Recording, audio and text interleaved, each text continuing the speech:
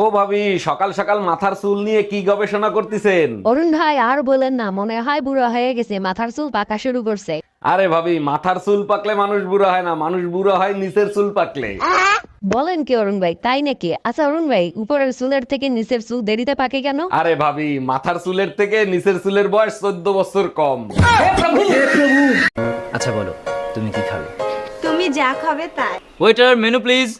তাহলে আমিও মেনুই খাবো।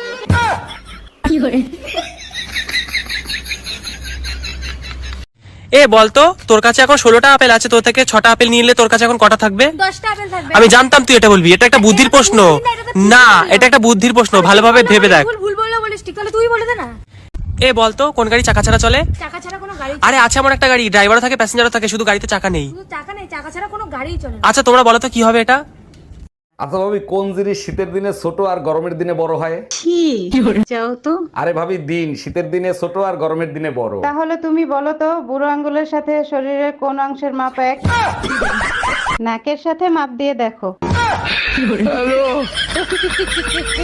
আমার বাচ্চা লাগবে, 1 মাসের ভিতরেই বাচ্চা লাগবে। আরে বোকা, 1 মাসে কি বাচ্চা হয়? বাচ্চা নিতে হলে 9 মাস অপেক্ষা করতে হয়। 1 মিনিট, তুমি না ঠিকাদারির কাজ করো? ঠিকাদারের সাথে বাচ্চার কি সম্পর্ক? বেশি লোক লাগাই দাও, 1 মাসের ভিতরেই হয়ে যাবে।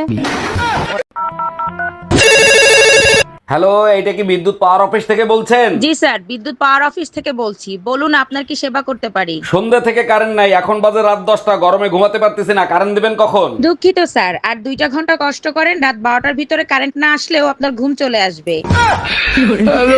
আচ্ছা ভাবি, আপনি যে দিন রাত 24 ঘন্টা কাজ করেন, আপনার কষ্ট হয় না? কি যে বলেন অরুণ ভাই, 24 ঘন্টা কোথায় কাজ করি? সকাল থেকে রাত 10টা পর্যন্ত সংসারে কাজ করি। আরে ভাবি, আমারে ফাঁকি দেওয়া অত সহজ না। কাল রাত 2টোর সময় আপনার নুপুর আর চুরির আওয়াজ পাইছি। আরে অরুণ ভাই, ওই কাজ তো আমি করি না, আমি তো শুয়েছিলাম, ওই কাজ আপনার ভাই করছে। অরুণ ভাই, এক রাত আমার বাসায় একটু থাকবেন, খুব উপকার হইতো। বলেন কি ভাবি, অবশ্যই থাকবো, আপনি শুধু বলেন কখন আসবো। আপনি যখন খুশি তখন আসেন, কোনো সমস্যা নাই। আচ্ছা ঠিক আছে, আমি রাত 10টার সময় চলে আসবো। একটু তাড়াতাড়ি আসেন, ঘরের চাবি ভাবির কাছে রেখে যাব। Bye bye, tata. ঠাকুরপো, কি বলো? আমি বাচ্চার মা হতে চলেছি। আমি তো তোমাকে শুধু একটা কিস করেছি। আমি কি একবার বলেছি যে তুমি বাচ্চার বাপ? বিশ্বাস করো বেবি, আমি অন্য ছেলেদের মতো না, আমি তোমাকে অনেক ভালোবাসি। I love you. বিশ্বাস করার প্রশ্নই আসে না, সব ছেলেরা কুত্তার মতো, যেখানে সেখানে মুখ দেয়। কিন্তু বেবি, আমি তো কুত্তা না, আমি তোমার জীবনে বিড়াল হয়ে থাকতে চাই। দারুণ প্ল্যান করছো, বিড়াল হয়ে দুধ খাইয়া পালাই যাইবা, তাই না? ঠাকুরপো, বাপের বাড়ি যাবো, 5,000 টাকা দাও। 5,000 টাকা করে করে তো 75,000 টাকা নিয়ে নিয়েছো, আর নয়। ফল খাবে, ফলের দাম দেবে না সোনা? এবারে কিন্তু আমি সব দাদাকে বলে দেবো। আরে তোমার দাদার আমি করেই তো প্ল্যানটা বানিয়েছি।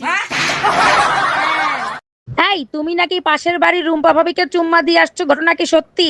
তুমি না বললা কাল রাতে তুমি স্বপ্নে দেখছো রুম্পা ভাবিরে আমি চুম্মা দিছি, তাই চুম্মা দিছি। হ্যাঁ বলছি, তাই বলে তুমি সত্যি সত্যি রুম্পা ভাবিকে চুম্মা দিবা? তুমি হয়তো ভুলে গেছো, বিয়ের সময় আমি তোমারে বলছিলাম তোমার সব স্বপ্ন আমি পূরণ করব। ম্যাডাম আপনার চা। কি রামু, তুই ঘরের মধ্যে নক করে ঢুকতে পারিস না? আমি কোন অবস্থায় থাকি না থাকি? ম্যাডাম ওসব নিয়ে আপনাকে একদম চিন্তা করতে হবে না, কারণ দরজার ফুটো দিয়ে আমি আগেই দেখে নি আপনি কি অবস্থায় আছেন, তারপরে যা এখান থেকে, হাট। দারোগা সাহেব, আমার হাজবেন্ডের আমি মামলা করব, ওটা মামলা লেখেন। কি মামলা করবেন? নারী নির্যাতন মামলা? তা জানি না, প্রতিদিন মদ খেয়ে আসে, আমাকে একটুও ভালোবাসে না। আচ্ছা আপনি শান্ত হয়ে বসেন, আগে বলেন আপনার বাচ্চা কাচ্চা কয়টা? 3টা মেয়ে আর 5টা ছেলে।